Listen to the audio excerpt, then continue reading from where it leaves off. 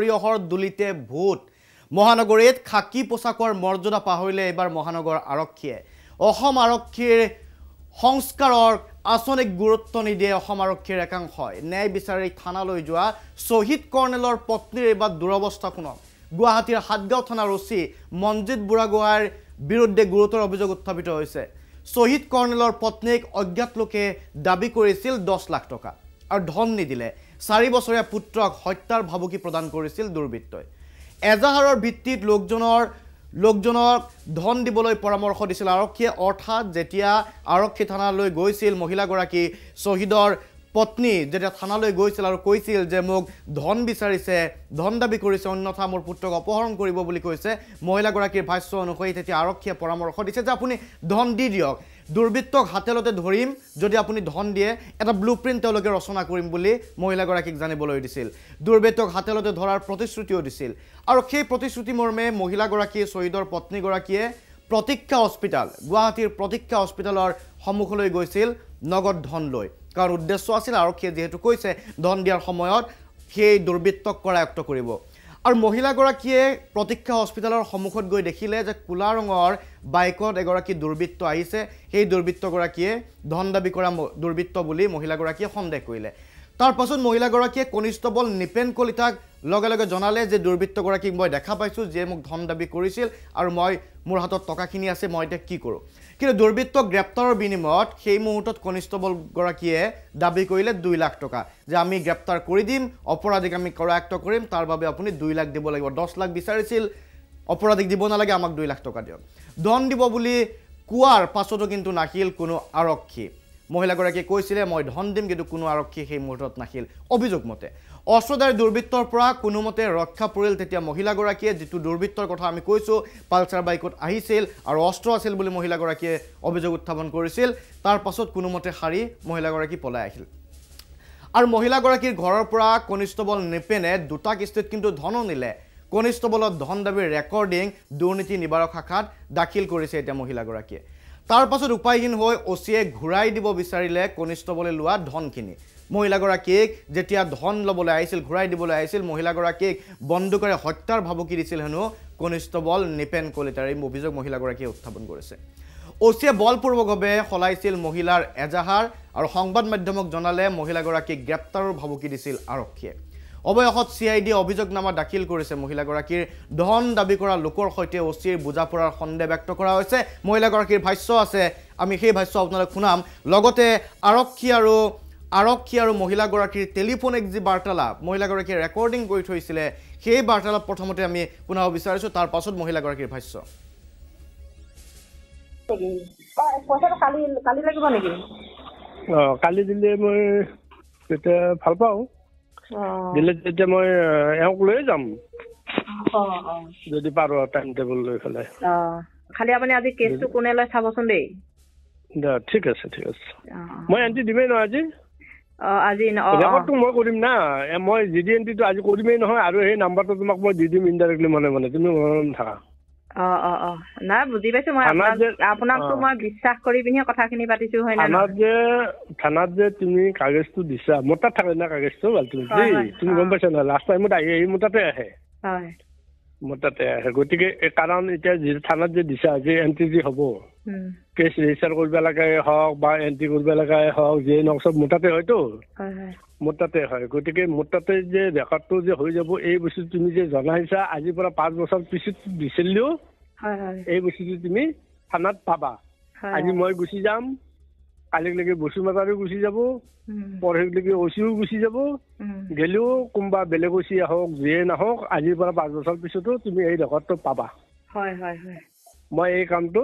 কৰি থমে মই তোমাৰ কামখিনি পাৰফেক্ট কৰি থৈ দিম তুমি চিন্তা হ'ব আপুনি পইচাটো টেনচন ল'ব নালাগে গমছে না দাদা আপুনি মই সেইটো দিম বুলি কৈছোৱেই আৰু হেৰি এই বসুমতীৰ চাৰে কি ডাইৰেক্ট খং উঠিলত মই কেছ নলওঁ বুলি কৈ দিলে নেকি পুৰা হ'ব ৰ'বাচোন মই ঠাণ্ডা কৰি আছো আমি বুজাম ৰ'বা ঠাণ্ডা কৰি ল'বা ঠাণ্ডা কৰি ল'বা ৰাতিপুৱা তোমাক মই তাৰ কপি দিছোতো ৰাতি হেৰি আমাৰ APR নাট যে নাটক ফটোষ্টেট কৰি পেলাই নাচটোত মই দি দিছো তুমি যে কৈছিলা বোলে মোক এটা হেৰি লাগে তাৰপিছত ৰিচিপ্টটো মই আনিলো বাৰু নহয় নহয় তাৰপিছতে নিলা তাৰে প্ৰথমতে আকৌ সেইটোও পঠাই দিছো মই ফটোষ্টেটো এটা পঠাই দিছিলো দিছে নে নাই দিছো এতিয়া মানে হেৰি বসুমতাৰী ছাৰে মানে কেছটো নলওঁ বুলি কৈ দিলে নেকি নহয় নহয় তেখেতে তেতিয়া সেই খঙতে সেনেকে কৈছে অলপ মনটো বেয়া পাইছে আপুনি যাই পেলাই যে পটককে যাই মানে হেৰি কৰি পেলাই লৈ আহিছিল খং কৰি পেলাই খং কৰি পেলাই খং কৰিলে তাৰপিছত আৰু মোৰ হাতৰ পৰা কিন্তু কাগজ আনিব নৰে মোৰ হাতৰ পৰা কাগজ আনিব নৰে মই তুমি বুলিহে দিছো মোৰ হাতত যোৱাৰ পিছত সেই কাগজখন বসুমতাৰীক কালি অচি চাই দিলে তো বসুমতাৰী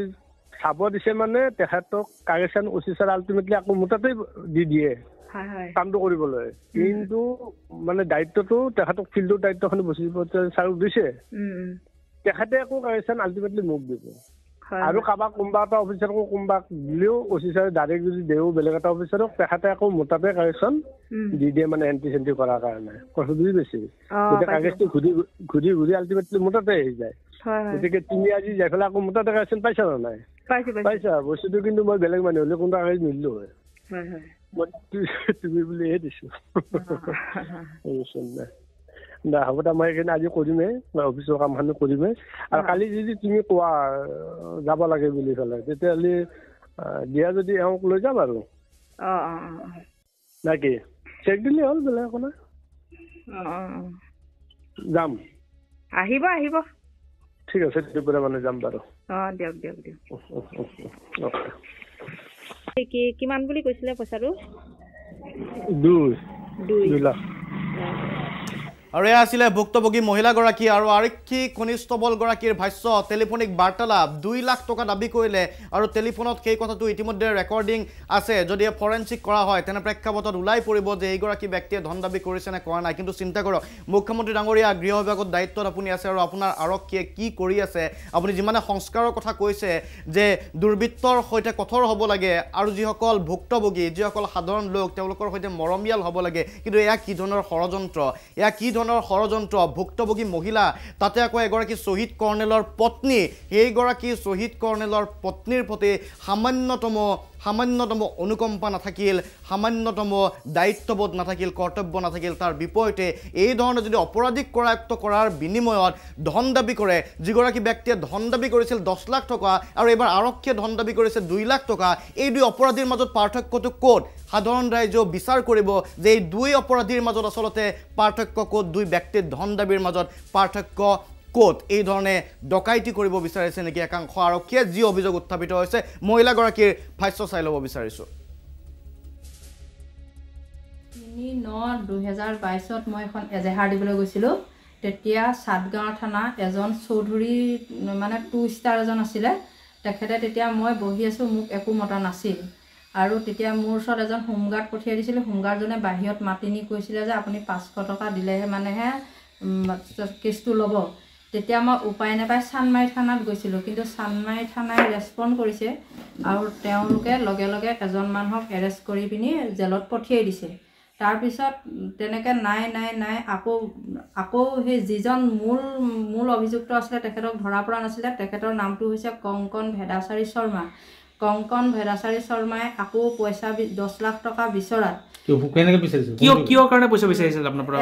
তেখেতে এইটোৱে কয় ল'ৰাটো লৈ যাম নহ'লে মোক 10 লাখ টকা দিব লাগিব এইটোৱে কয় মই কি কাৰণে বিচাৰিছে মই নাজানো এইটো কথা নাম কি মানুহটো কংকন ভেদাচাৰী শৰ্মা মানুহটো চিনি পায় নেকি মানুহটোক মই চিনি নাপাওঁ আচ্ছা তাৰপিছত আপুনি আৰু তেখেতে মোক ফেচবুকৰ জৰিয়তে কিবা এটা মানে চেলেঞ্জ কৰি দিছে মাৰিম বুলি কৈ দিছে য'তে দেখে ত'তে মাৰিম বুলি সেইটো মোৰ মেছেজটো আছে আৰু সেই সংক্ৰান্তত মই সাতগাঁও থানাত এখন জাননী দিবলৈ গৈছিলোঁ এজেহাৰ জাননী এজেহাৰ হিচাপত নহয় মাত্ৰ মানুহজন আহিলে মোক মানে আপোনালোকে সহায় কৰিব এনেকৈ বুলি ক'বলৈ গৈছিলোঁ তেতিয়া ৰাতি OC ছাৰে ক'লে যে আমাৰ মানুহ চিভিলত যাব তুমি ফোন কৰি মানুহজনৰ হাতত পইচা দিলে আমাৰ চিভিলত যোৱা পুলিচ কেইজনে মানুহজন এৰেষ্ট কৰিব এনেকৈ বুলি ক'লে মই OC ছাৰ বিশ্বাসতে প্ৰতীক্ষা মেডিকেললৈকে মানুহজন আহিছিল এখন কলা পালচাৰ লৈ মই গৈছিলোঁ তেখেতে সুধিছিলে যে আপুনি কি পিন্ধি আহিছে তেতিয়া মই কৈছিলোঁ মই কলা এটা জেকেট পিন্ধি আহিছোঁ আৰু তেখেতে মানে মুখত কাপোৰ মাৰি আহিছে কলা কাপোৰ মাত্ৰ এখন মানে অকল চকুকেইটাহে ওলাইছে কিন্তু মানুহজন বগাকে ওখকে আছিল মুখ ঢাকি আহিছিলে মুখ ঢাকি আহিছে তেখেতে তাৰপিছত তেতিয়া দেখি পিনি মই চাটগাঁও থানাত ফোন কৰিছিলোঁ। ফোন কৰোঁতে প্ৰথম হিতেশ বসুমতাৰীয়ে ফোনটো মানে ক'ৰবাত থকা বুলি কৈছে, কিন্তু কথাটো মোৰ লগত পাতিব ইচ্ছা নকৰিলে তেখেতে। তাৰপিছত নিপেন কলিতা ছাৰক ফোন কৰিলোঁ। নিপেন কলিতা ছাৰে তেতিয়া মোক ক'লে যে পইচা লাগিব। তেতিয়া মই সুধিলোঁ কিমান পইচা, তেখেতে কৈছে 2 লাখ। তাৰপিছত তেখেতে নিজে OC আৰু হিতেশ বসুমতাৰী ছাৰৰ নামটো লৈছে, তেখেতৰ মুখেদিয়ে লৈছে, মই যেনেকৈ সুধিছোঁ। আৰু সম্পূৰ্ণ এইখিনি মোৰ ৰেকৰ্ডিং আছে। আৰু তেখেতলোকে নিপেন কলিতাই 30 তাৰিখে মই এজেহাৰখন দিছোঁ, আৰু 1 তাৰিখ আৰু 2 তাৰিখে 2 দিন মোৰ ঘৰৰ পৰা 15,000 টকা লৈ গৈছে। সেই